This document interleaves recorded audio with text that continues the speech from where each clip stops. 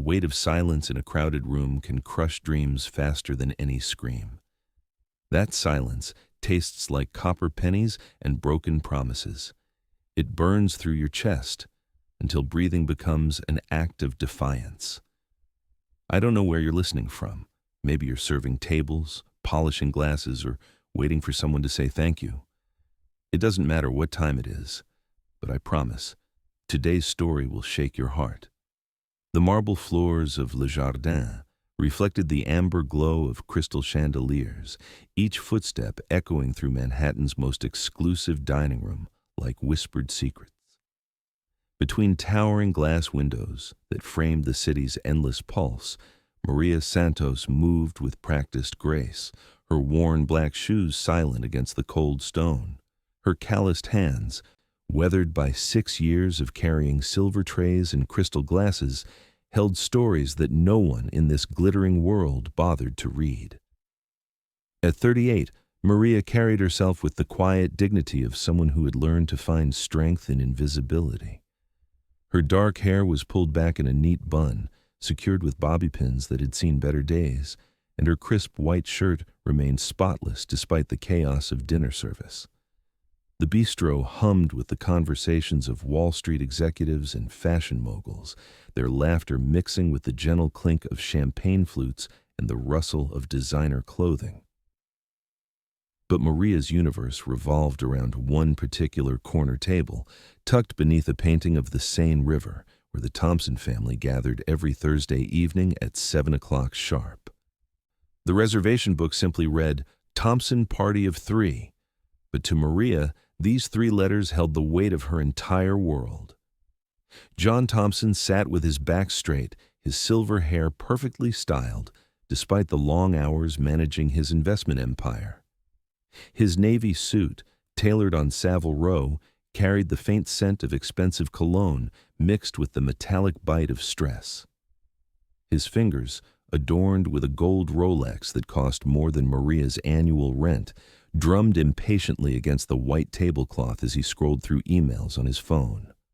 Stock portfolios, cryptocurrency investments, and real estate acquisitions flowed across the screen in endless streams of green and red numbers.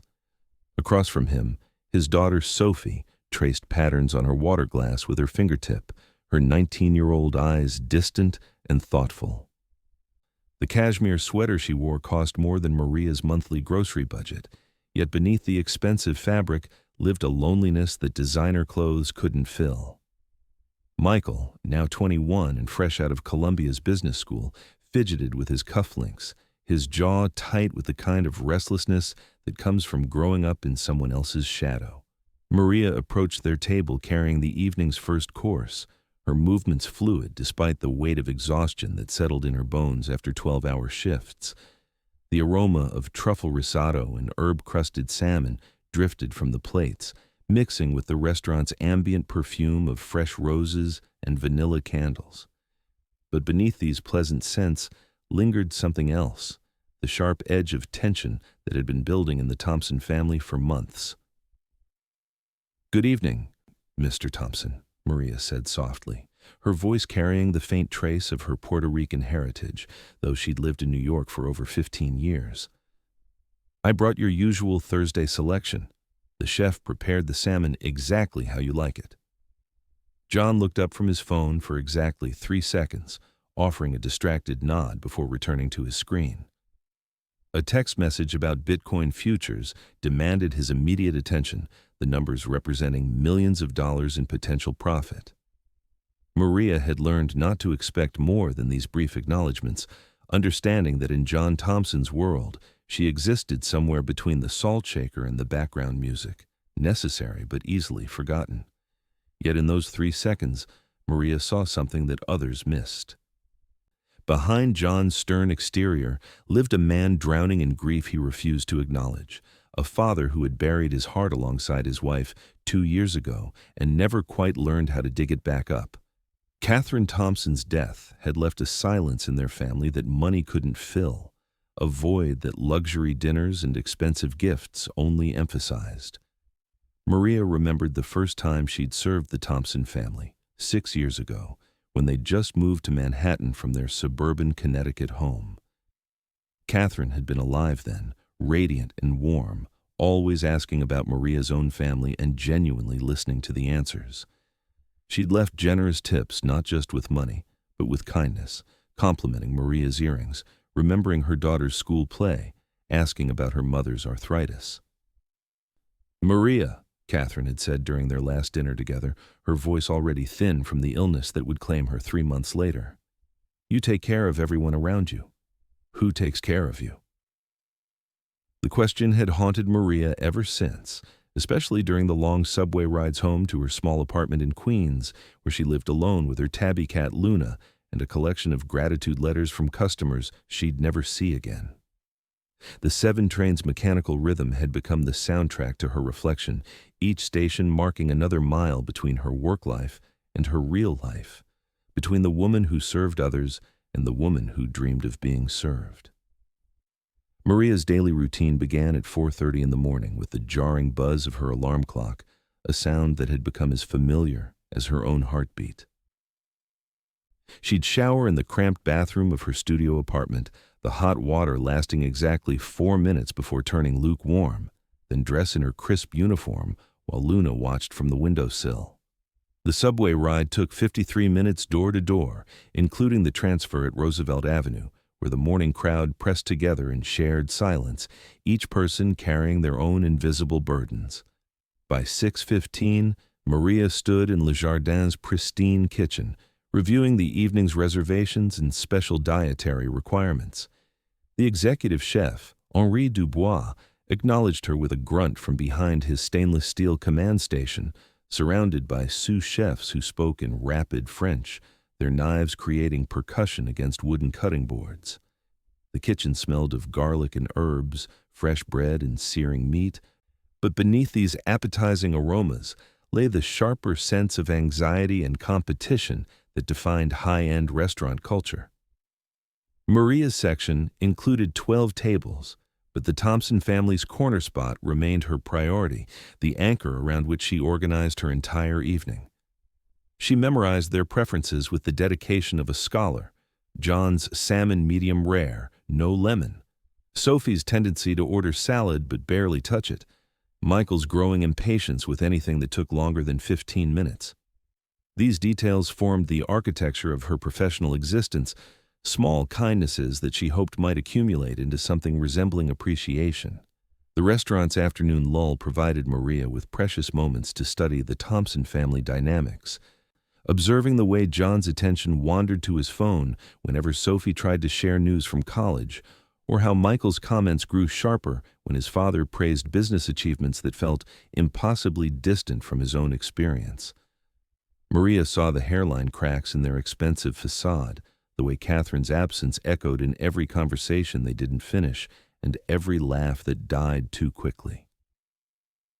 During slower moments, Maria found herself polishing water glasses with extra care, arranging flowers with precision that bordered on meditation.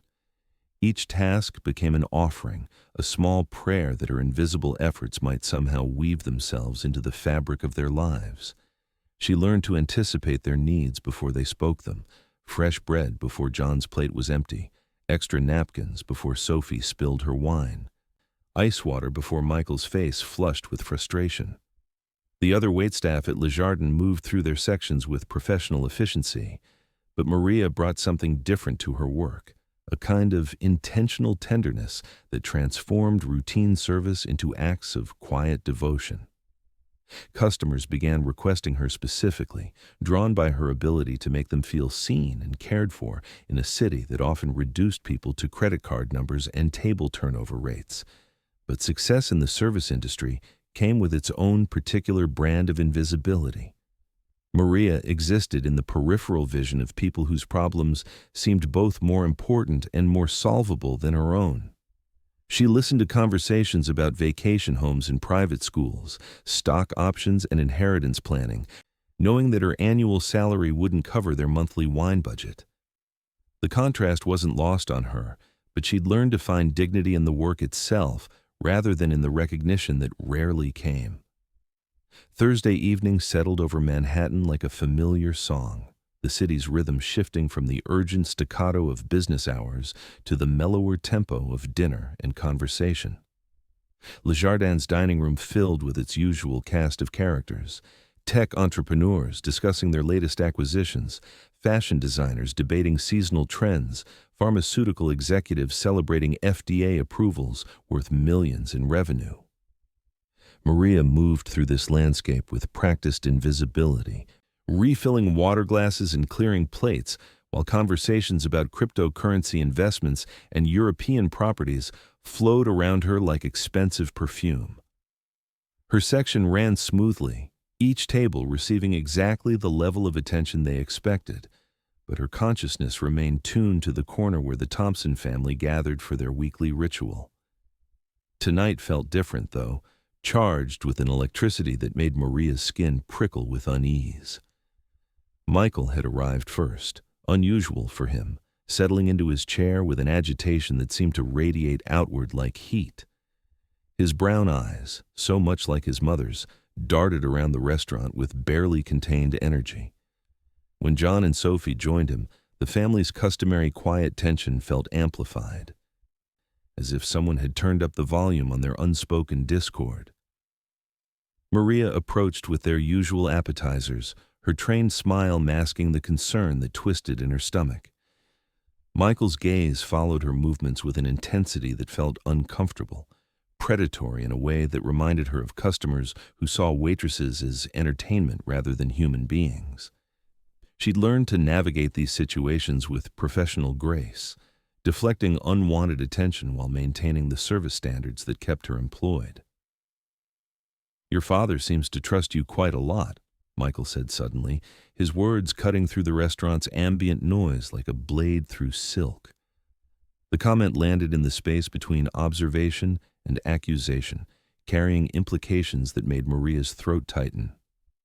John looked up from his phone, confusion creasing his brow. "What do you mean?" The question hung in the air for exactly 3 heartbeats before Michael's jealousy erupted like a long, dormant volcano, spewing months of resentment and insecurity across the white tablecloth. "I mean, she acts like she's part of our family," he said, his voice rising above the restaurant's polite murmur. "Always hovering around our table, always trying to insert herself into our conversations. It's pathetic, really. She's just a waitress." The words hit Maria like physical blows, each syllable designed to reduce 6 years of dedication and care to nothing more than opportunistic manipulation. The restaurant's conversations didn't stop entirely, but they shifted, becoming softer as nearby diners strained to hear the drama unfolding at the Thompson table. Maria felt heat rise in her cheeks, her hands trembling slightly as she continued to arrange the appetizer plates with mechanical precision. "Michael, that's enough," Sophie whispered, her face flushed with embarrassment and anger. But her brother had passed the point of reason, his words flowing like poison from a wound that had festered too long in silence. "No, it's not enough," Michael continued, standing now, his chair scraping against the marble floor with a sound that made several diners wince. "She thinks because she brings us food and smiles at Dad's jokes that somehow makes her important to us. But she's not family. She's hired help. And she needs to remember her place." The dining room had gone completely quiet now, every conversation suspended as 80 pairs of eyes focused on the spectacle unfolding in the corner. Maria stood frozen in the spotlight of public humiliation, her heart hammering against her ribs as Michael's words echoed off the crystal and marble surfaces. But instead of collapsing under the weight of his cruelty, something inside her crystallized into diamonds. She met Michael's gaze directly, her brown eyes steady despite the tears that threatened to spill. When she spoke, her voice carried a dignity that made his accusations sound petty and small. "You're absolutely right, Mr. Thompson," she said quietly. "I am hired help, and I've been privileged to help your family for 6 years. I hope someday you'll understand what your mother understood, that service given with love is never a burden." With that, Maria set down the last plate with the same careful precision she'd brought to every task, every meal, every moment of the past 6 years. She walked toward the kitchen with her head high, leaving behind a silence that felt like the aftermath of an earthquake, when the ground has stopped shaking, but everyone knows the damage is still being assessed. The weight of injustice followed Maria through the kitchen's swinging doors, past Henri's concerned expression and the worried glances of her fellow servers. She retrieved her purse from the staff locker, her hands steady now despite the revolution happening in her chest. Through the kitchen's window, she could see the Thompson table, where John sat with his head in his hands, while Sophie argued with her brother in sharp whispers that carried the venom of years of accumulated disappointment. Maria had served her last meal at Le Jardin, though she didn't know it yet. The seeds of her departure had been planted in that moment of public humiliation, watered by tears she would cry later in the privacy of her queen's apartment, where Luna would curl against her chest and purr comfort into wounds that money couldn't heal. The aftermath of Michael's explosion settled over the Thompson table like nuclear fallout, contaminating everything it touched. John's appetite disappeared entirely, the herb-crusted salmon growing cold on his plate as he struggled to process what had just happened. His son's words played on repeat in his mind, each repetition making them sound more vicious and inexplicable. "But what the hell was that about?" John demanded, his voice carrying a fury that made other diners glance nervously in their direction. But Michael had already retreated into sullen silence. His moment of volcanic rage replaced by the defensive posture of someone who knew he'd crossed a line but couldn't find his way back. Sophie pushed her untouched salad away, her eyes bright with unshed tears. "That was horrible, Michael. Absolutely horrible. Maria has been nothing but kind to our family, and you just—" She couldn't finish the sentence, the words too ugly to speak in the elegant dining room where her mother had once laughed and shared stories about her day. The restaurant's other patrons had returned to their own conversations, but the Thompson family's corner table remained wrapped in a bubble of toxic silence. John called for the check with a gesture that trembled with barely controlled anger, while Michelle stared at his phone screen without seeing anything. And Sophie wiped tears that fell despite her efforts to maintain composure. Le Jardin's management handled the situation with the diplomatic efficiency that expensive restaurants reserve for their most valuable customers. The general manager appeared at their table with practiced concern, offering apologies for any disruption and assuring them that the matter would be addressed appropriately. John paid the check with a generous tip that felt more like blood money than appreciation, his signature shaky with shame and confusion.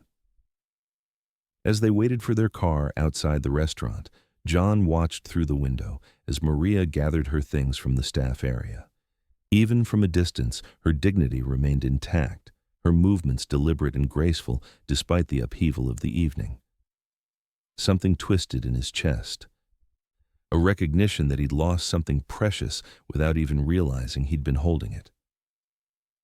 The ride home to their Upper East Side penthouse passed in suffocating silence, the city lights blurring past the town car's windows like tears on glass. John's mind wandered to Catherine, imagining her reaction to the evening's events. She would have been furious with Michael, disappointed in John for allowing it to happen, and heartbroken for Maria, who had shown their family nothing but loyalty and care. In his climate-controlled office, surrounded by monitors displaying his various investment portfolios and cryptocurrency holdings, John tried to focus on the numbers that usually brought him comfort. Bitcoin had gained 8% since morning. His real estate investments were performing above projections, and his stock portfolio showed gains that would make most people weep with envy. But the wealth that had once felt like armor now felt like a prison, separating him from the kind of authentic human connection that Maria had offered so freely. The weeks that followed Michael's outburst stretched like a wound that refused to heal. Le Jardin's Thursday evening service continued without interruption, but the Thompson family's corner table remained conspicuously empty. The restaurant staff moved around the vacant space with unconscious reverence, as if honoring the ghost of their routine. Maria had requested a transfer to the lunch shift following the incident, citing personal reasons that fooled no one who had witnessed Michael's attack. She served businessmen and ladies who lunch with the same professional grace she'd always brought to her work, but something essential had shifted in her relationship with the job. The invisible thread that had connected her to the Thompson family had been severed, leaving her feeling unanchored in a way that surprised her with its intensity. Henri Dubois noticed the change immediately, observing how Maria's movements had become more mechanical, less infused with the warmth that had distinguished her service. During a quiet afternoon moment, he found her polishing wine glasses with unusual aggression, taking out her frustration on innocent stemware. "The family, they do not deserve your tears," Henri said in his heavily accented English, his gruff exterior hiding genuine affection for Maria's work ethic and character. "But perhaps they understand now what they have lost." Maria paused in her polishing, considering the chef's words. In the past weeks, she'd received several messages from Sophie, apologetic texts that tried to bridge the gap her brother had torn open. But forgiveness, Maria had learned, was more complicated than simply accepting an apology. Some wounds required more time to heal, more understanding to process. The lunch crowd at Le Jardin differed significantly from the evening clientele, less pretentious, more focused on the food than on being seen. Maria found unexpected comfort in serving people who saw her as competent help rather than part of the dining room's decor. Businesswomen praised her recommendations, families appreciated her patience with children, and elderly couples treated her with the courtesy that seemed to have disappeared from evening service. But the absence of the Thompson family created a vacuum in her professional life that Maria struggled to fill. For 6 years, their Thursday evening routine had provided structure and meaning to her week, a focal point around which she organized her energy and attention. Without that anchor, she felt adrift in a way that surprised her with its depth. The revelation came on a rainy Tuesday afternoon in October, 6 months after Michael's public humiliation of Maria. John Thompson stood in his study, sorting through papers and photographs that had accumulated since Catherine's death, when he discovered an envelope tucked between old birthday cards and insurance documents. Maria's careful handwriting spelled out his name on cream-colored paper, and the envelope bore the unmistakable weight of words that had been chosen with care. Inside, John found 3 pages of Maria's thoughts, written in the weeks following Catherine's death, when grief had rendered the Thompson family nearly speechless. The letter began with condolences, but evolved into something far more profound, a meditation on love, loss, and the quiet courage required to continue caring for people even when they couldn't care for themselves. Maria's words painted a picture of the Thompson family through her eyes, revealing depths of observation and compassion that John had never suspected. She wrote about Michael's struggle to live up to impossible expectations, about Sophie's need for female guidance that no amount of money could purchase, about John's own efforts to remain strong while his world crumbled around him. "I know I'm just your waitress," the letter continued, "but I've watched your family for 4 years, and I see how much love exists between you, even when grief makes it hard to express. Your children need you to be present, not just financially, but emotionally. They need to know that losing their mother doesn't mean losing their father, too." The letter went on to describe small moments John had forgotten, times when his attention had wandered during Sophie's stories, occasions when Michael's attempts at conversation had been dismissed in favor of business calls, instances when Maria had stepped in to provide the listening ear that the children desperately needed. Reading her words, John felt something crack open inside his chest, releasing months of suppressed guilt and recognition. Maria had seen their family more clearly than he had, understood their needs in ways that his own emotional numbness had made impossible. She had served them not just food and drinks, but patience and understanding, creating a safe harbor in the storm of their grief. The letter's final paragraph brought tears to John's eyes for the first time since Catherine's funeral. "I hope someday you'll forgive yourself for being human," Maria had written. "Your wife loved you enough to trust you with her children's future. Don't let grief make you forget how to love them back. John called Le Jardin immediately, his hands shaking as he dialed the number he knew by heart. When the hostess answered, he asked to speak with Maria Santos, only to learn that she no longer worked evenings.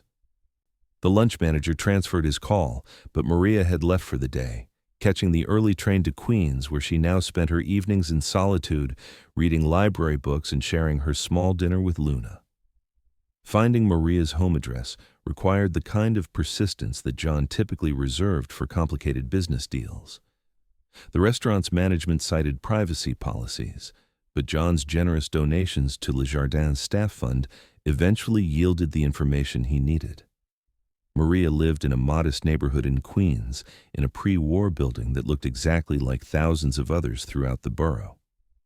John had never taken the subway to Queens, relying instead on car services and private drivers to navigate the city. But something about taking a taxi to Maria's building felt wrong. Too clinical and disconnected from the humble reality of her daily life. Instead, he found himself on the 7 train for the first time in his adult life, standing among construction workers and home health aides, office cleaners and night students, people whose names he would never know but whose labor made his comfortable existence possible. The train's rhythm reminded him of Maria's letter, the steady percussion of wheels on tracks echoing her careful words about presence and attention. Each station represented another mile away from his insulated world of luxury, another step toward understanding the geography of Maria's existence. Maria's building stood on a quiet street lined with similar structures, their brick facades weathered by decades of New York seasons. John climbed 3 flights of narrow stairs, his expensive shoes echoing in the hallway, past doors that leaked cooking aromas and television sounds, fragments of lives lived without the buffer of wealth.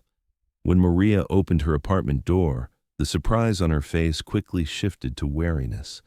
She stood in the doorway without inviting him in, her brown eyes studying his face for clues about his intentions. Behind her, John could see a small space filled with carefully chosen belongings, plants on the windowsill, books stacked beside a comfortable chair, photographs of people who looked happy to be with each other. "Mr. Thompson," Maria said quietly, her voice carrying none of the professional warmth he remembered. "This is unexpected." John held up her letter, now wrinkled from multiple readings. "I found this today," he said, his carefully rehearsed speech abandoning him in the face of her dignified composure. "I'm sorry, Maria. I'm so deeply sorry for what Michael did, and for how long it took me to understand what you meant to our family." Maria stepped back slightly, allowing him into her small living room, but maintaining the careful distance of someone who had been wounded and hadn't forgotten the pain. Luna regarded John from her perch on the windowsill, green eyes unblinking and suspicious. "I don't need your apologies," Maria said, settling into her reading chair while John remained standing, uncertain of his welcome. "What happened at the restaurant showed me something important about my place in your family. Maybe it was better to understand the truth." The words stung because they carried Maria's quiet dignity, even in rejection. John had expected tears, gratitude, perhaps anger that he could address and resolve. Instead, he found himself facing someone who had already processed her hurt and moved beyond the need for his validation. "The truth," John said slowly, "is that you were more of a parent to my children than I was. The truth is that Michael's jealousy came from watching you give them attention I was too busy to provide. The truth is that I failed my family, and you held us together when I couldn't." Maria's expression softened slightly, recognizing the genuine remorse in his voice. She had spent 6 months processing her own anger and disappointment, working through the complicated emotions of caring for people who couldn't see her worth. But beneath her hurt lived the same capacity for compassion that had drawn her to their family in the first place. "Your children love you," she said finally. "They just needed you to love them back in ways they could understand. Money can't replace attention, Mr. Thompson. Success can't substitute for presence." They talked for nearly an hour in Maria's small living room, surrounded by the artifacts of her real life: library books and handmade quilts, photographs of family gatherings, and carefully tended plants. John began to understand the richness that existed beyond the narrow world of wealth and status, recognizing qualities in Maria that no amount of money could purchase. When he finally prepared to leave, John made an offer that surprised them both. He wanted to establish a scholarship fund in Maria's name, providing educational opportunities for working women who demonstrated the kind of character and dedication that she embodied. It wouldn't undo the hurt that Michael had caused, but it might honor the care she had shown their family. Maria considered the proposal with the same thoughtfulness she brought to every significant decision. A scholarship in her name felt overwhelming, too grand for someone who had simply done her job with love. But if it could help other women avoid the invisibility that had defined so much of her own experience, perhaps some good could emerge from the pain. The Maria Santos Educational Foundation launched 6 months later, funded by John's private wealth and administered through a prestigious non-profit organization. The scholarship provided tuition assistance, mentorship, and professional development opportunities for women over 35 who were pursuing educational goals while working in service industries. The first recipient was a hotel housekeeper studying nursing at a community college, a woman whose determination and kindness reminded John of Maria's own strength. Standing at the small award ceremony held at a Queens community center, John felt something he hadn't experienced since Catherine's death, a sense of purpose that extended beyond accumulating wealth. Maria attended the ceremony wearing a simple blue dress from Macy's, her hair styled in the same neat bun she'd worn at Le Jardin. When the scholarship recipient hugged her with tears of gratitude, Maria finally understood that her years of invisible service had created ripples that extended far beyond one family's dinner table. Sophie, now 21 and studying social work at NYU, had become close with Maria again, meeting for coffee in Queens rather than demanding that Maria return to Manhattan. During these conversations, Sophie shared her own growth, her understanding of privilege and responsibility, her commitment to using her advantages to help others. Michael took longer to find his way back to Maria's good graces. His apology, when it finally came, was delivered not in person, but through a letter as carefully written as the one Maria had left for his father. In it, he acknowledged his jealousy and cruelty, admitting that his attack on Maria had really been an attack on his own fears of inadequacy. "I was angry that you could make my father smile when I couldn't," he wrote. "I was resentful that you understood our family better than I did. I was jealous of your grace under pressure, your ability to care without expecting anything in return. None of this excuses what I did, but I hope it explains why someone who should have been grateful became cruel instead." Maria kept Michael's letter alongside the dozens of others she'd received from scholarship recipients, women who wrote to thank her for believing in their potential. Each letter represented a life changed, a dream supported, a woman who would no longer feel invisible in the way that Maria had for so many years. On a warm evening in late spring, exactly 2 years after Michael's outburst at Le Jardin, Maria stood in her small Queens apartment preparing dinner for unexpected guests. John had called that morning, asking if he could bring Michael and Sophie for a home-cooked meal, something they'd never shared despite years of professional relationship. The evening felt different from their restaurant encounters, more intimate and real. Maria's apartment filled with laughter and conversation, with stories about Sophie's internship at a women's shelter and Michael's new job with a non-profit focused on financial literacy. John talked about his efforts to rebalance his priorities, spending more time with his children and less time accumulating wealth that he'd finally understood was meaningless without love. As they cleared the dishes together, Maria watched this family that had once been fractured by grief learning to connect again. Their healing wasn't complete. Some wounds take years to fully mend, but they were trying, and their efforts honored the care she had shown them during their darkest period. The scholarship fund continued to grow, supporting dozens of women each year and creating a network of mutual support that extended far beyond individual educational goals. Maria had been invited to join the foundation's board, bringing her practical wisdom to complement the financial resources that John continued to provide.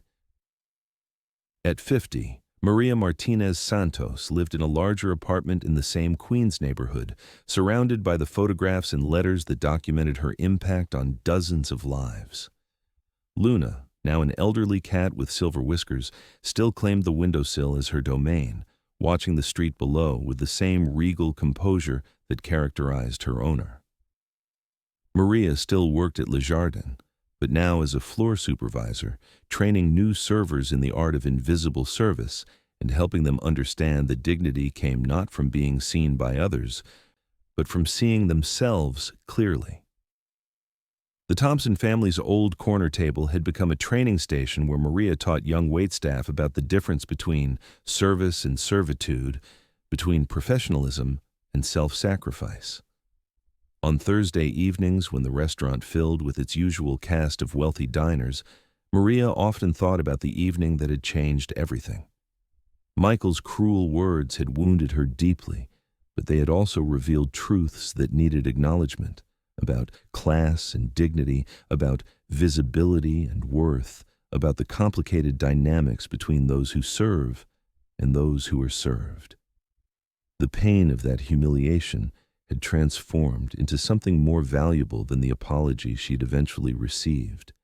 It had become the catalyst for recognizing her own worth, for demanding respect rather than hoping for it, for understanding that true service came from strength, not from subservience.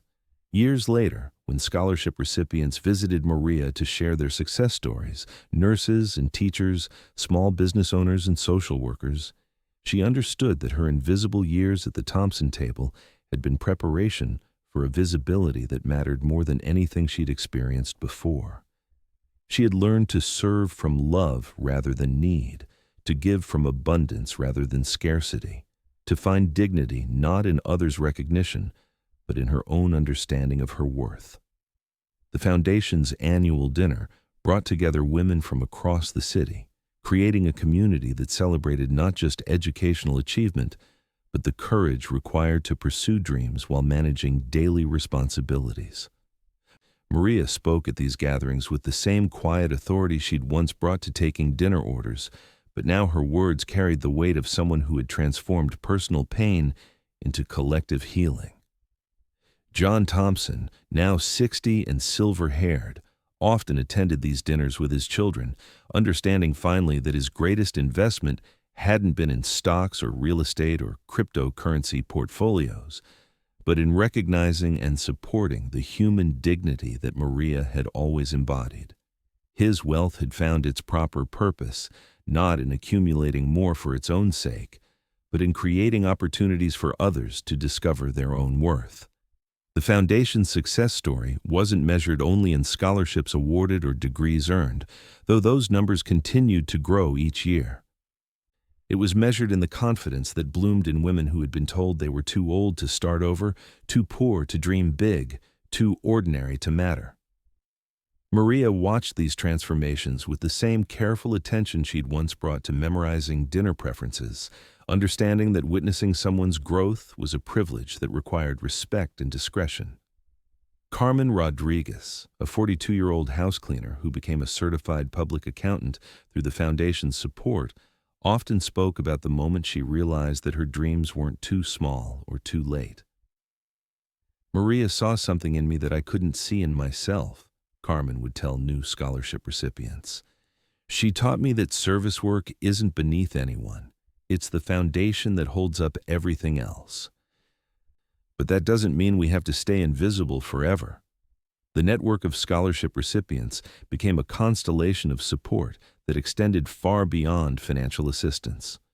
Women mentored each other through career transitions, celebrated each other's victories, and provided comfort during the inevitable setbacks that accompanied major life changes. Maria watched these relationships develop with the satisfaction of someone who had planted seeds and watched them grow into a forest. The transformation wasn't limited to the scholarship recipients. John Thompson's relationship with wealth had fundamentally shifted in the years since Maria's letter had forced him to confront his emotional absence from his children's lives.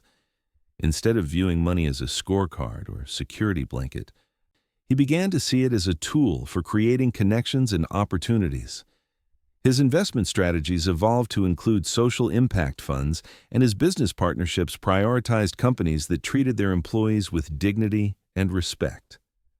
Michael's journey back to his family's good graces took the longest, requiring not just apologies, but genuine changes in how he understood relationships between people of different social and economic positions. His work with the financial literacy nonprofit brought him into contact with families struggling to manage basic expenses, teaching him lessons about resilience and resourcefulness that his Ivy League education had never covered. During one particularly challenging afternoon, while helping a single mother create a budget that would allow her to save for her daughter's college fund, Michael found himself thinking about Maria's grace under pressure. The woman across from him worked 3 part-time jobs, none of which provided benefits or security, yet she spoke about her daughter's future with the same hope and determination that Michael had seen in Maria's eyes every Thursday evening at Le Jardin. "I don't want my baby to think that cleaning offices is beneath her," the woman explained, her hands steady as she divided her modest paycheck between necessities. "But I want her to know that there's no shame in work that helps other people. My mama always said that dignity comes from inside, not from what other people think about your job." The words echoed something that Maria had said during their dinner in Queens about finding strength in service rather than weakness. Michael began to understand that his attack on Maria hadn't really been about her place in their family.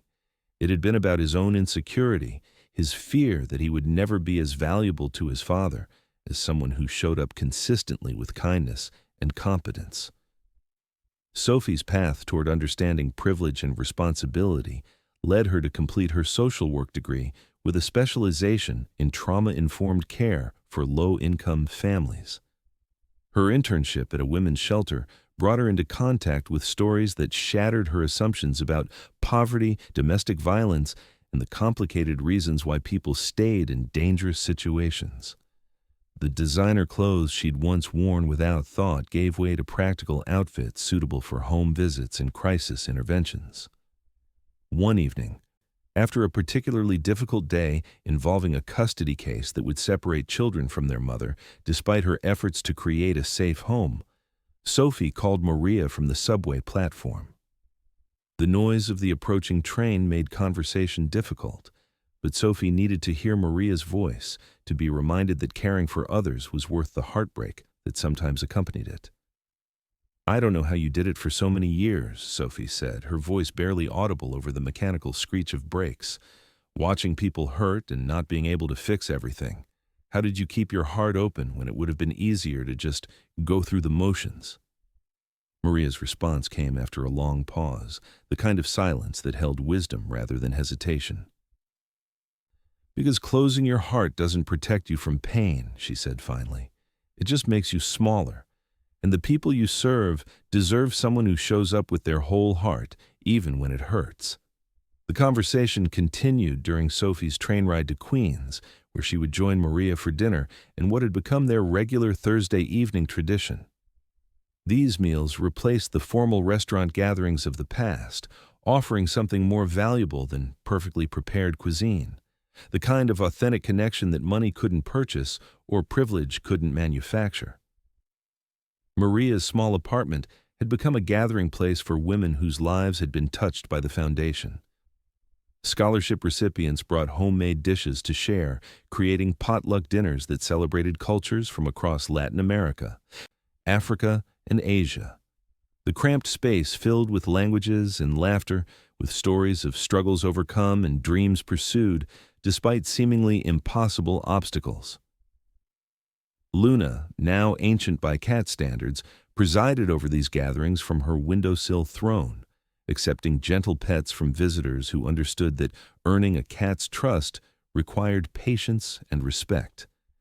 The apartment's walls displayed framed photographs from scholarship ceremonies, graduation parties, and professional achievements, a visual reminder that individual success was always connected to community support. During one of these Thursday evening gatherings, Maria found herself surrounded by women whose stories would have been unimaginable during her early days at Le Jardin. Dr. Elena Vasquez, formerly a hotel housekeeper, had completed medical school and was beginning her residency in pediatrics. Patricia Chen, who had cleaned office buildings while studying for her real estate license, now owned a small brokerage that specialized in helping immigrant families purchase their first homes. Sarah Johnson, a former restaurant server, had earned her master's degree in education and was teaching high school English in the Bronx. These women gathered not out of obligation or networking opportunity, but from genuine affection for someone who had seen their potential before they could see it themselves. Their success wasn't just individual achievement, it was tribute to the power of recognition, of being seen and valued by someone who understood that circumstances weren't the same as character. The conversation that evening turned to the upcoming Foundation Gala, an annual fundraising event that had grown from a modest community center dinner to a significant Manhattan charity function. Corporate sponsors competed to support an organization that could demonstrate measurable impact in changing lives, and the guest list included celebrities, politicians, and business leaders who wanted to associate themselves with authentic social change. But Maria felt uncomfortable with the increased attention and publicity that success brought to the foundation.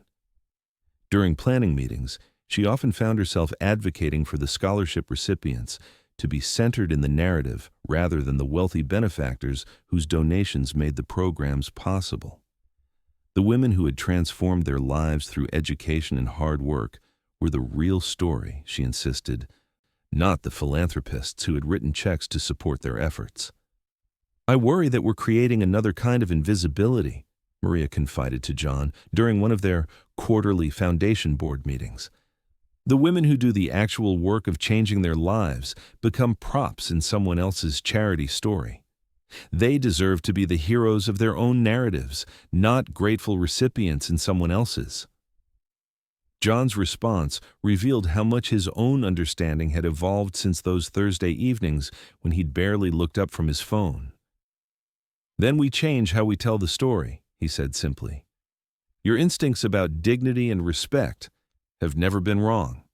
If the current approach isn't honoring the women we're supposed to serve, we fix it." The restructured gala featured scholarship recipients as keynote speakers, corporate leaders as supporting players, and Maria as a facilitator rather than a focus. The event raised more money than any previous year, but more importantly, it created a template for philanthropy that centered the voices and experiences of people who had been directly impacted by systemic inequality rather than those who sought to address it from positions of comfort and distance. Media coverage of the event highlighted the scholarship recipients' achievements and ongoing challenges, bringing attention to policy issues that affected working women pursuing education. Congressional representatives attended the gala and left with specific legislative proposals that could remove barriers to economic mobility for single mothers, immigrant women, and others who faced structural disadvantages in accessing higher education. Maria watched these developments with a mixture of pride and bewilderment. The waitress who had been publicly humiliated for presuming to care about her customers had become a recognized advocate for working women's rights. Invitations to speak at conferences and universities arrived regularly, though she accepted only those that allowed her to share the platform with scholarship recipients rather than speaking for them.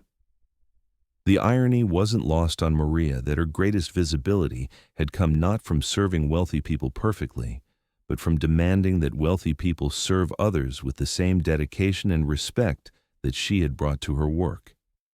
The foundation had become a bridge between worlds that rarely touched, creating connections based on mutual recognition of human dignity rather than charity or guilt. 5 years after Michael's outburst at Le Jardin, the Thompson family gathered for Sophie's graduation from Columbia's social work program. The ceremony took place on the same campus where Michael had earned his business degree, but the atmosphere felt completely different, focused on service to others rather than individual advancement, celebrating achievements that would benefit communities rather than accumulate personal wealth. Maria attended the graduation as Sophie's guest, wearing a purple dress that Sophie had helped her choose, and shoes comfortable enough for walking across Columbia's campus.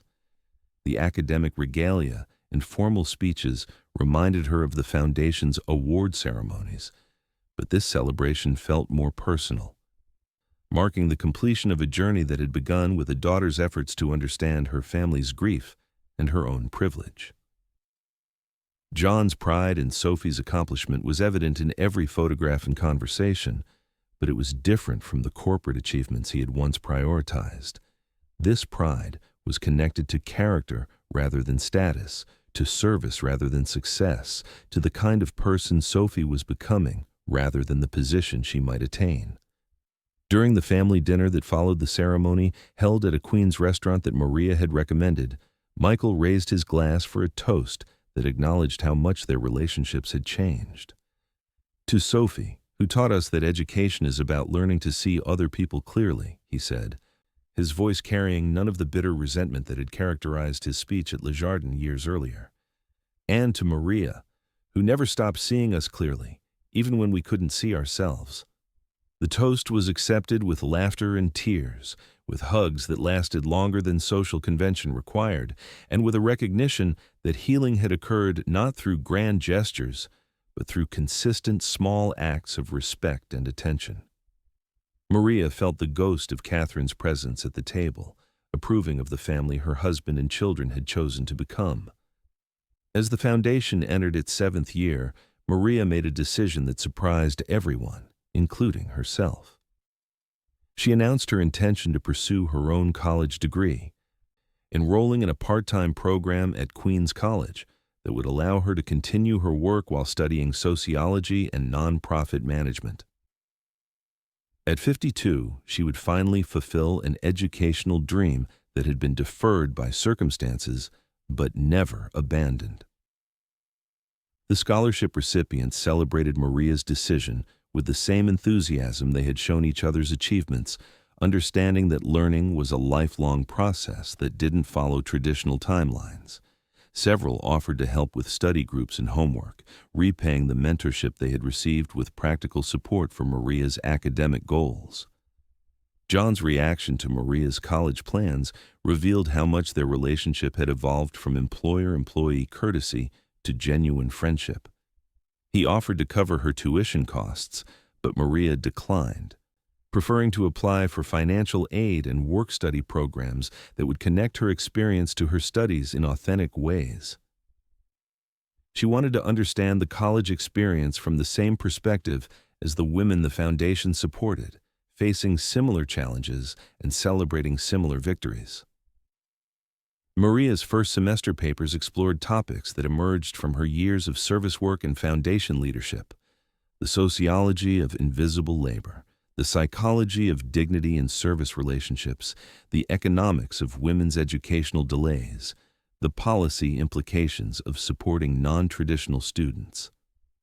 Her professors, initially surprised by the depth of insight from someone without previous academic training, quickly learned to value Maria's contributions to class discussions. The classroom environment challenged Maria in ways that restaurant work never had, requiring her to analyze her experiences rather than simply perform her duties. Academic writing demanded precision and citation that differed from the heartfelt letters she wrote to scholarship applicants, but the underlying skills of careful observation and genuine empathy translated perfectly to sociological research. During her 2nd semester, Maria chose to write her research paper about the Maria Santos Educational Foundation, approaching her own creation with the analytical distance required for academic study. The project involved interviewing scholarship recipients, board members, and community partners to understand how the organization had succeeded in creating sustainable change rather than temporary assistance. The research revealed patterns that Maria hadn't fully recognized during the foundation's development.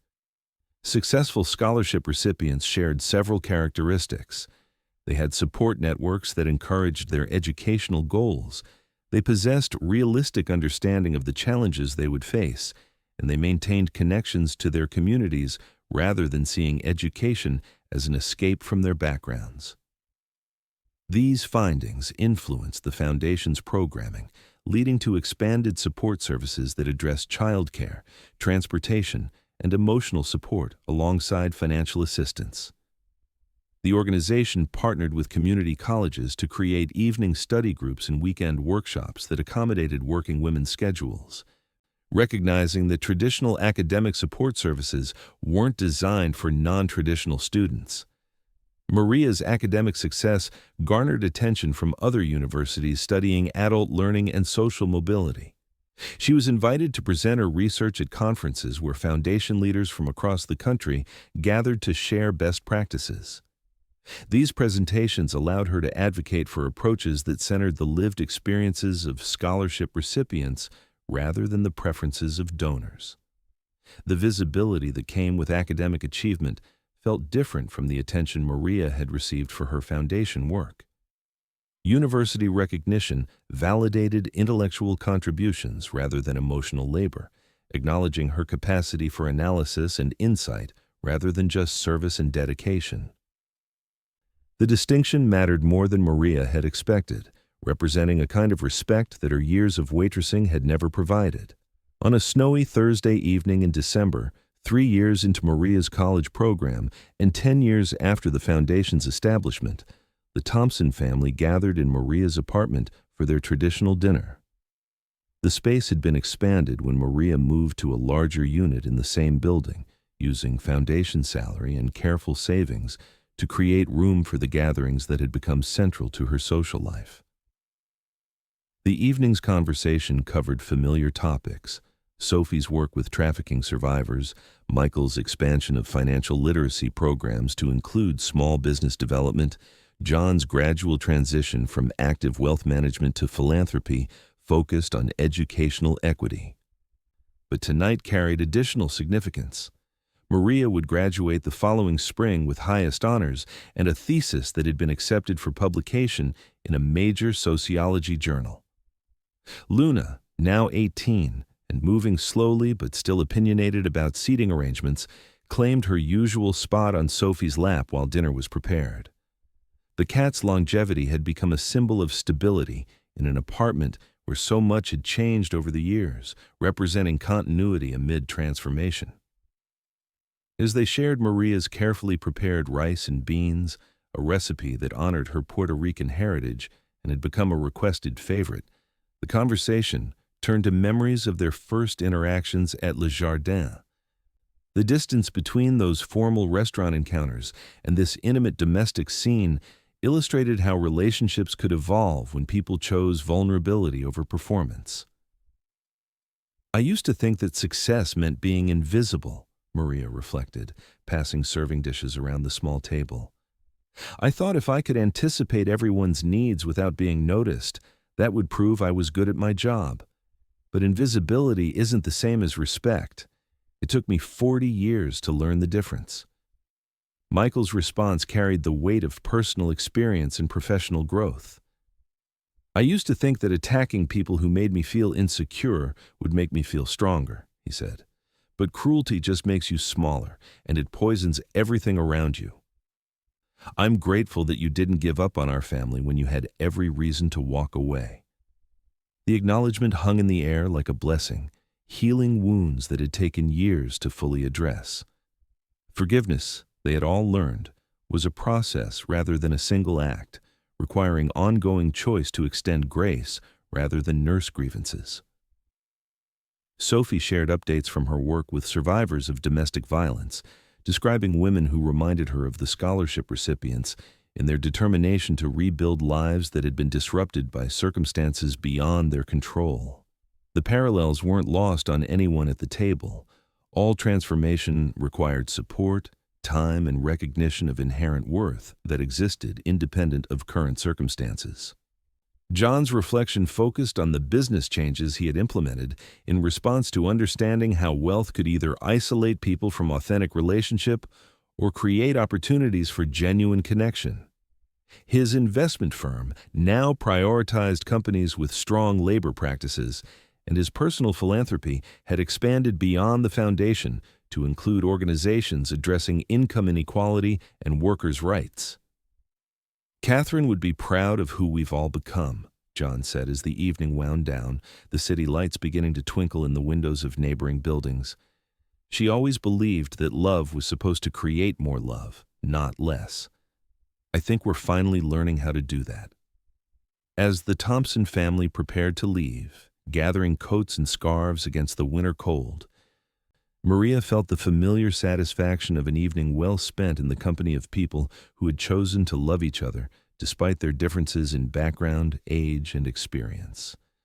The family that had once been fractured by grief and misunderstanding had grown into something stronger and more authentic than their original configuration. After her guests departed, Maria settled into her reading chair with Luna purring against her chest and a stack of social work journals that Sophie had loaned her. The apartment's quiet felt comfortable rather than lonely, filled with the lingering warmth of conversation and shared stories that would become part of their collective memory. Outside her window, Queens continued its nightly rhythm of shift changes and late dinners, working families and night students creating the invisible infrastructure that kept the city functioning. Maria understood now that she had always been part of that essential network, providing services that allowed other people's lives to continue smoothly, even when her contributions went unrecognized. But recognition, she had learned, was different from respect, and respect was different from self-worth. The foundation work and academic achievements had brought external validation, but the deeper transformation had occurred in understanding that her value wasn't dependent on other people's ability to see it. Service given from strength rather than need felt completely different from service offered in hope of appreciation. The research paper that had grown from Maria's thesis work was accepted for publication in American Sociological Review, marking the first time her name would appear in an academic journal. The article explored how service workers develop strategies for maintaining dignity in relationships characterized by structural inequality, using interviews with scholarship recipients and her own experiences to illustrate theoretical concepts about emotional labor and class dynamics. Publication meant that Maria's insights would reach professors and students across the country, influencing how social scientists understood the lived experience of service work. The academic recognition felt surreal for someone who had spent most of her adult life being overlooked, but it also felt earned through years of careful observation and genuine care for understanding human relationships. The Foundation's 10th anniversary gala approached as Maria prepared for her college graduation, both events scheduled for the same week in May. Planning committees worked to coordinate celebrations that honored both personal achievement and collective impact, recognizing how individual transformation and community change were inextricably connected. Scholarship recipients contributed to gala planning with the same dedication they brought to their studies and careers, understanding that the Foundation's continued success depended on their ongoing involvement rather than passive gratitude. The organization had evolved into a genuine community where mutual support flowed in multiple directions rather than simple charity from wealthy donors to deserving recipients. The gala's program featured Maria delivering keynote remarks about the relationship between service and leadership, drawing connections between her work as a waitress and her role as a Foundation board member. Academic achievement and community recognition had provided platforms for sharing insights that had developed through decades of careful attention to human dignity in professional relationships.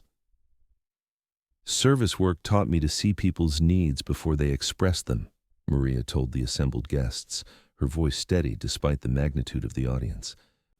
Academic work taught me to analyze why those needs exist and how systems can address them more effectively.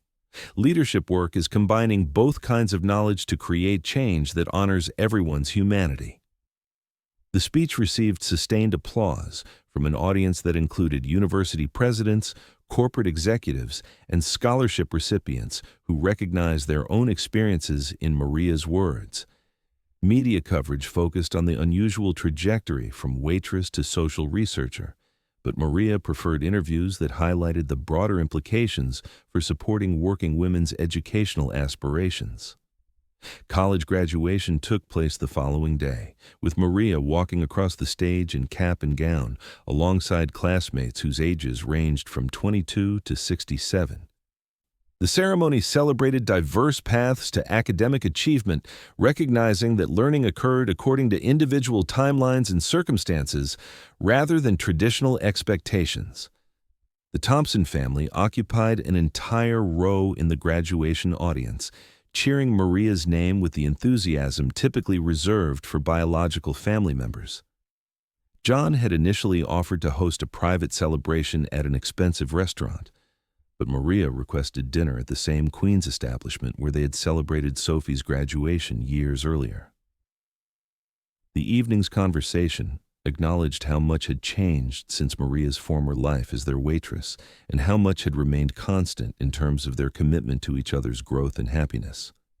Relationships that had begun in circumstances defined by economic inequality had evolved into friendships based on mutual respect and genuine affection. Sophie's toast recognized Maria's influence on all their lives. To Maria, who taught us that love is a verb, not just a feeling. Thank you for showing us how to care for each other even when it's difficult, and for never giving up on our family even when we gave you reason to doubt whether we deserved your attention. Michael's addition to the toast carried the weight of personal transformation. To Maria, who survived my worst behavior and somehow still believed I could become a better person. Thank you for teaching me that strength means lifting other people up rather than putting them down. John's contribution reflected years of learning about authentic relationship. To Maria, who understood our family better than we understood ourselves and loved us enough to tell us the truth, even when we weren't ready to hear it. Thank you for showing us what service really means. Maria's response to these tributes was characteristically focused on the present moment rather than past hurts or future plans. Thank you for letting me be part of your lives and for being part of mine. Thank you for showing me that family isn't about blood or money or status. It's about choosing to care for each other consistently, especially when it's difficult. As the evening wound down and the Thompson family prepared to return to Manhattan, Maria reflected on the strange journey that had brought them together and kept them connected despite dramatic changes in circumstances. The waitress who had once served them dinner in silence had become someone whose opinions they sought, whose achievements they celebrated, and whose friendship they treasured. The foundation continued its work, supporting women whose stories resembled Maria's original circumstances more than her current situation. Each scholarship recipient faced her own version of juggling work responsibilities with educational goals, managing financial constraints while pursuing dreams that required significant investment of time and money. Maria's role in the organization had evolved to focus on program development and policy advocacy, using her research background to identify systemic barriers that made educational advancement unnecessarily difficult for working women. Academic training had provided tools for analyzing problems and developing solutions, but the foundation's effectiveness still depended on genuine understanding of scholarship recipients' daily realities. The office space that had been donated for foundation operations reflected this commitment to accessibility and dignity. Located in a Queens community center rather than a Manhattan high-rise, the foundation maintained regular hours that accommodated evening and weekend visits from women whose work schedules made traditional business hours impossible. Staff meetings included scholarship recipients in decision-making processes, recognizing that people who had navigated the challenges of combining work and education were best qualified to advise others facing similar obstacles. Policy recommendations emerged from collective wisdom rather than individual expertise, ensuring that proposed solutions addressed real problems rather than theoretical concerns. Maria's academic credentials opened doors that had been closed during her restaurant years, but she was careful to use new opportunities to amplify other women's voices rather than replacing them with her own. Speaking invitations were accepted conditionally, requiring that scholarship recipients be included as presenters rather than relegated to audience members or grateful beneficiaries. University partnerships developed around research projects that involved scholarship recipients as collaborators rather than subjects, creating opportunities for women to contribute to knowledge production while pursuing their own educational goals. These collaborations produced findings that influenced academic understanding of adult learning, community engagement, and effective social change strategies. The Foundation's success attracted attention from national organizations working on educational equity, leading to invitations for Maria to consult with groups attempting to replicate their model in other cities. Travel to conferences and strategy sessions provided opportunities to learn from other advocates while sharing insights that had emerged from a decade of supporting working women's educational aspirations. International recognition came through academic networks that connected social researchers across national boundaries.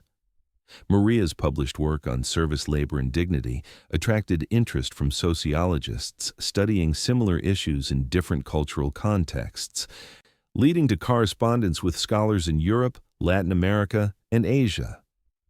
These global connections revealed that struggles for recognition and respect in service work weren't unique to American women, though specific manifestations varied according to local economic conditions and cultural norms. Understanding these parallels helped Maria contextualize her own experiences within broader patterns of gender, class, and labor inequality. On quiet evenings in her Queens apartment, surrounded by books that had become tools rather than decorations, Maria sometimes marveled at the trajectory that had carried her from invisible waitress to recognized advocate. The transformation hadn't been linear or predictable, emerging from a combination of personal crisis, educational opportunity, and relationships that had surprised everyone involved.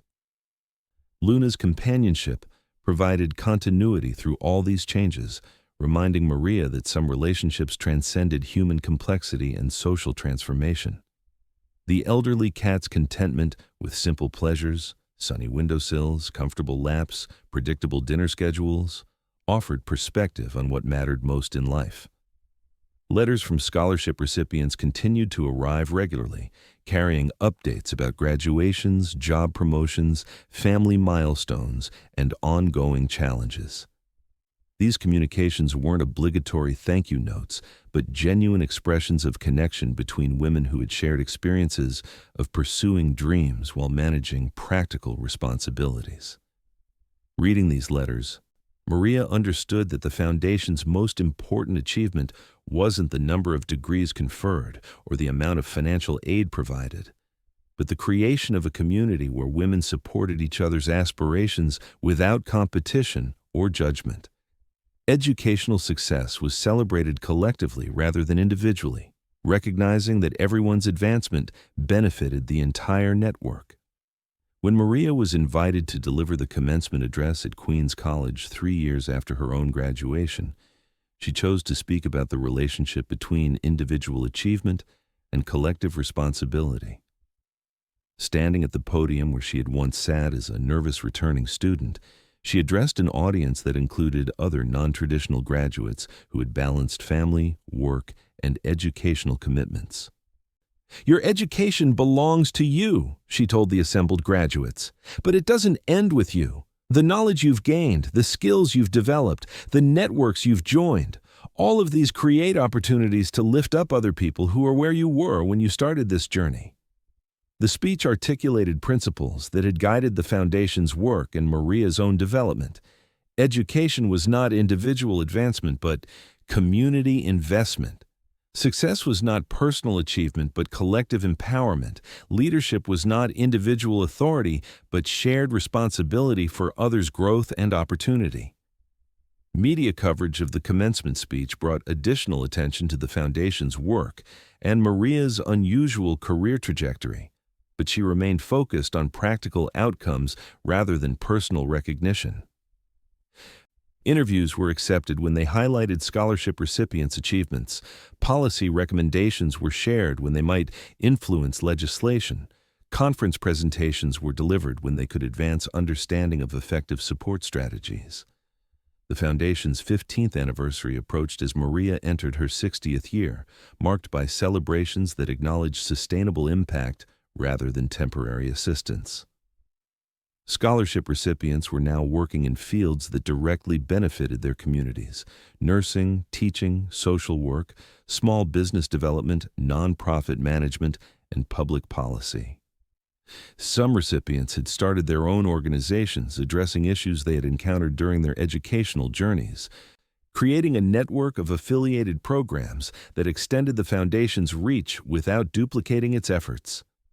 These spin-off organizations maintained connection to the original mission while developing expertise in specialized areas like child care assistance, transportation support, and mental health services. The multiplication effect had exceeded everyone's expectations, demonstrating how investment in individual women's education created ripple effects that benefited families, communities, and entire social systems. Statistical analysis revealed measurable improvements in economic mobility, health outcomes, and social cohesion in neighborhoods where scholarship recipients lived and worked. John Thompson's commitment to the Foundation had deepened over the years, evolving from charitable obligation to personal passion. His investment firm had restructured to prioritize socially responsible portfolios, and his personal wealth was being systematically transferred to organizations addressing structural inequality rather than accumulated for family inheritance. Michael's work in financial literacy had expanded to include small business development, helping scholarship recipients and other community members develop entrepreneurial skills that could provide economic independence. His programs emphasized cooperative principles and community investment rather than individual wealth accumulation. Sophie's career in trauma-informed social work had led to leadership positions in organizations serving survivors of domestic violence and human trafficking. Her approach incorporated lessons learned from the Foundation about the importance of supporting women's agency and decision-making rather than imposing external solutions on complex problems. The Thompson family's transformation had become part of the Foundation's story, illustrating how relationships could evolve across class boundaries when people chose vulnerability and growth over comfort and control. Their journey wasn't held up as a model for others to replicate, but as evidence that authentic change was possible when individuals committed to ongoing examination of their assumptions and behaviors. On a spring evening that marked exactly 20 years since Michael's outburst at Le Jardin, Maria sat in her apartment reviewing applications for the Foundation's newest program, scholarships specifically designed for women over 50 who were pursuing education for the first time or returning to studies they had abandoned decades earlier. The program recognized that learning didn't end at traditional graduation ages and that women's life circumstances often required flexible approaches to educational goals. Luna had passed away peacefully the previous winter, and the apartment felt different without feline supervision of daily routines. Pictures of the elderly cat joined photographs of scholarship recipients and family gatherings on walls that documented relationships rather than possessions.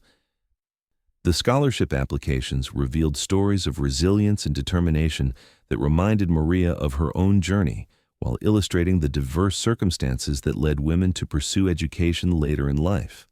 Widows returning to the workforce after decades of family care, immigrants seeking credentials that match their international experience, survivors of domestic violence rebuilding lives that had been controlled by others.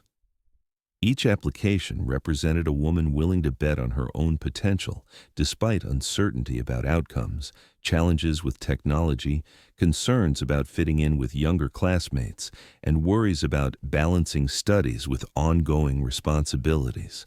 Maria recognized herself in every story, understanding the courage required to begin again when starting over felt impossible.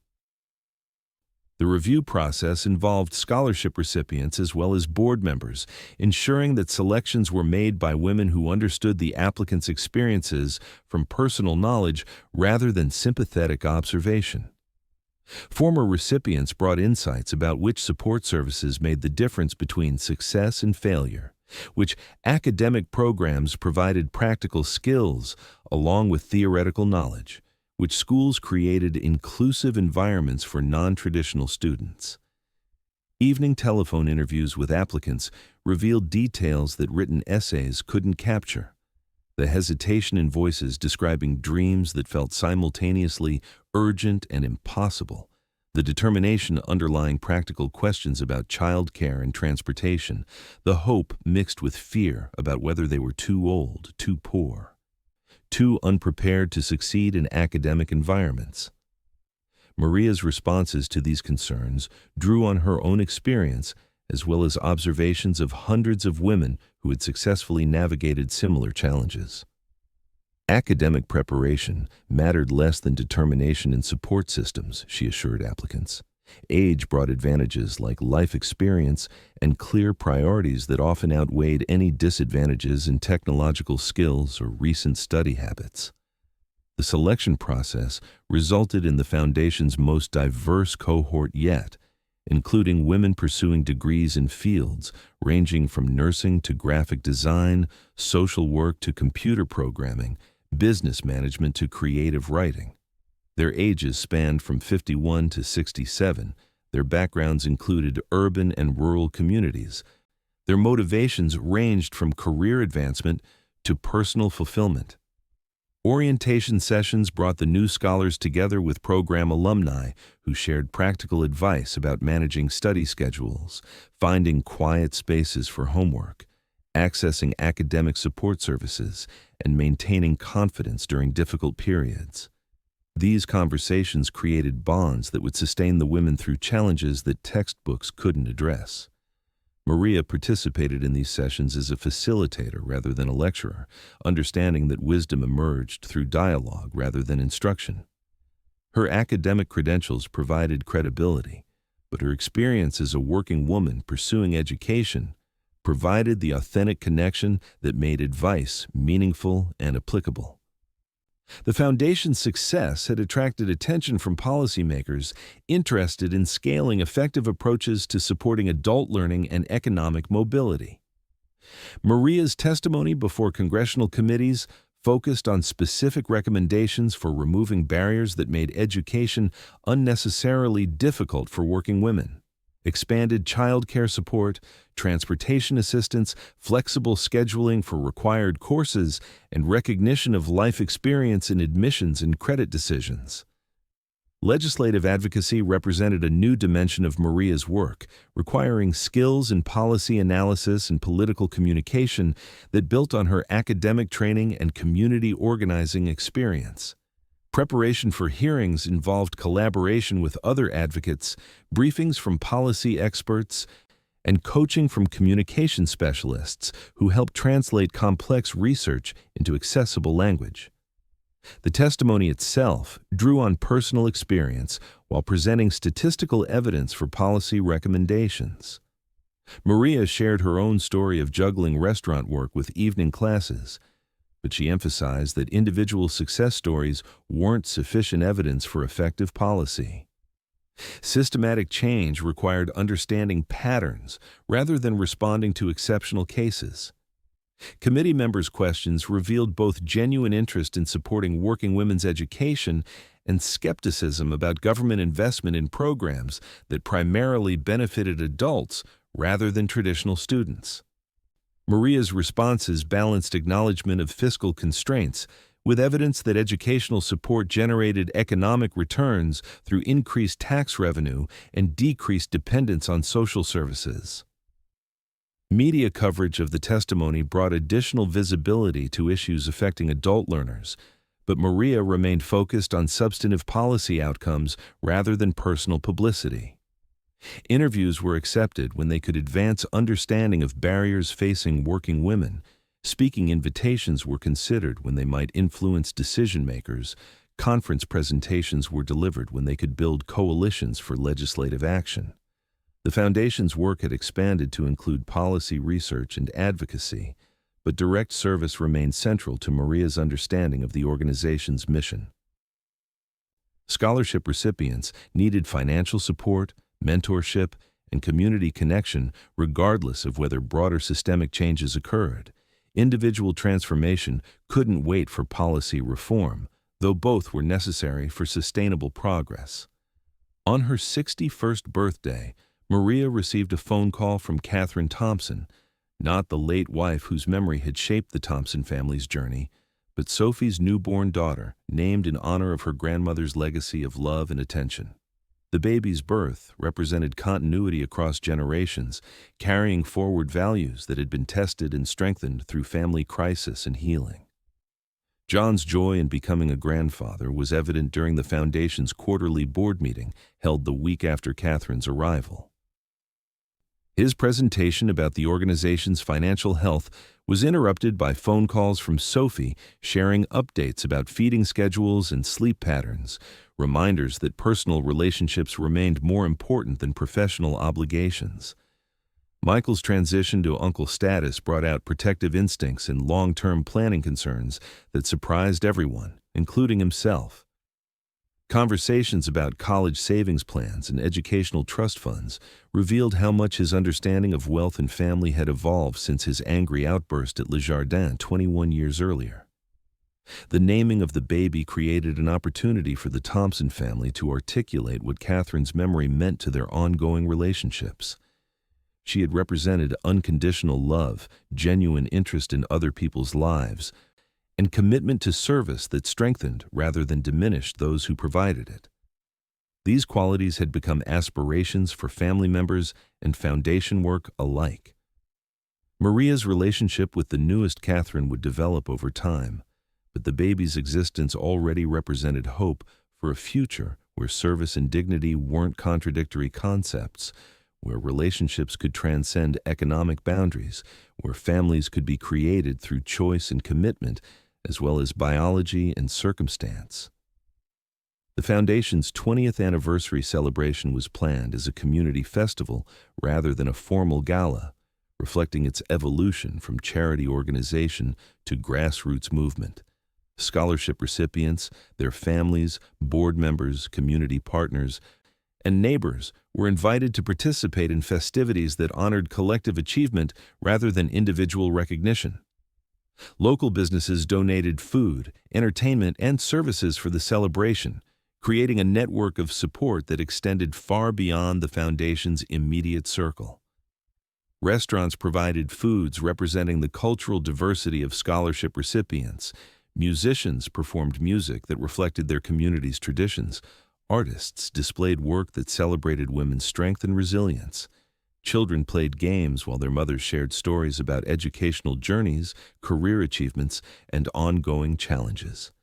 Teenagers served as volunteer interpreters for grandmothers who spoke limited English but wanted to understand speeches about their daughters' and granddaughters' accomplishments. Maria moved through the festival with gratitude for relationships that had sustained and challenged her over 2 decades of service work, family crisis, educational achievement, and community building. The invisible waitress who had once served the Thompson family had become someone whose life was interwoven with hundreds of other lives in ways that created meaning far beyond individual success.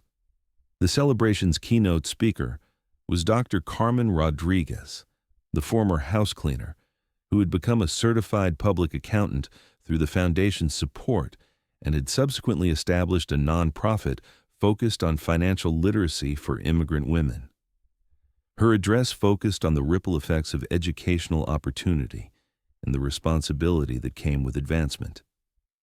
When Maria saw potential in me that I couldn't see in myself, she wasn't just helping one woman get a degree, Carmen told the assembled crowd. She was investing in my children's futures, my community's economic development, and other women's understanding of what was possible for their own lives. The speech articulated principles that had guided the Foundation's work from its beginning: Individual transformation and community development were inseparable. Educational opportunity created obligations as well as advantages. Sustainable change required networks of mutual support rather than dependent relationships between helpers and recipients. As the festival continued into the evening, with children falling asleep in their mothers' arms while conversations carried on under string lights strung between trees, Maria reflected on the journey that had brought her to this moment. Public humiliation had become private growth. Professional invisibility had evolved into community leadership. Personal crisis had transformed into collective healing.